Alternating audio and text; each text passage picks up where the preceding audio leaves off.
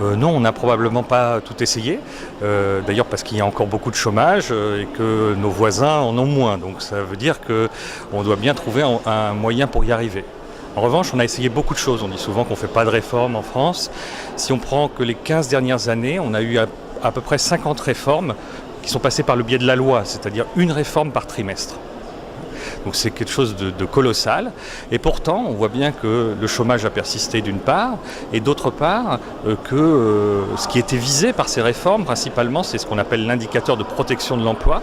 Lui, il n'a pas bougé. Alors que tous nos voisins européens qui ont aussi fait des réformes ont fait bouger cet indicateur pour eux-mêmes. Mais nous, ça n'a pas bougé. Donc du coup, on a fait beaucoup de réformes. Le problème, c'est plutôt, est-ce qu'on a fait les bonnes ? Outre qu'on légifère beaucoup, on investit aussi beaucoup d'argent. Donc on investit à peu près, en comptant pas très large, 6% du PIB chaque année en dépenses pour soutenir l'emploi sur le marché du travail. Donc ce sont des dépenses énormes. Le point, c'est qu'après, est-ce qu'on a fait, en légiférant, on a fait le bon type de réforme ? Probablement pas, puisque quand on regarde en détail, on se rend compte que, en fait, une réforme, c'est quelque chose qui change l'univers. C'est-à-dire, une fois que vous avez fait la réforme, l'environnement est différent, les agents se comportent autrement, et puis voilà, un nouveau monde advient. Ce qu'on a fait en France, qui est assez particulier, c'est qu'on n'a pas fait des réformes, mais plutôt des politiques ou des dispositifs. C'est-à-dire, par exemple, quand il y a une taxe qui est trop élevée, par exemple sur le coût du travail, on va faire une exonération de cette taxe. C'est-à-dire que d'un côté, on a un percepteur qui conserve l'ensemble de sa taxe, et de l'autre côté, on a un exonérateur qui va dire « Ah bah oui, mais moi j'ai un budget justement pour alléger le poids de cette taxe ».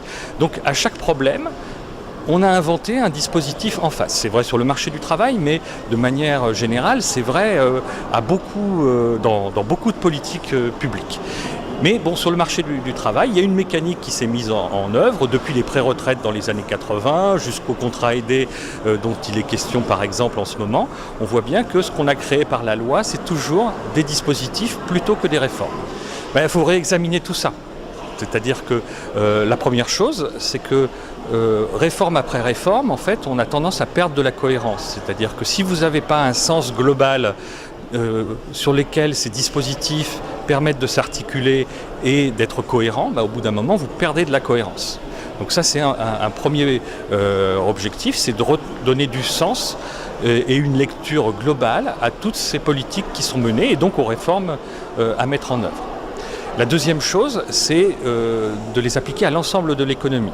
Ce qui est frappant dans les réformes du marché du travail, c'est qu'elles sont appliquées au secteur marchand principalement. Dans les 50 lois que je vous ai citées tout à l'heure, il y en a 5 pour le secteur public, 45 pour le secteur privé. Or, le secteur public, c'est un tiers de l'économie.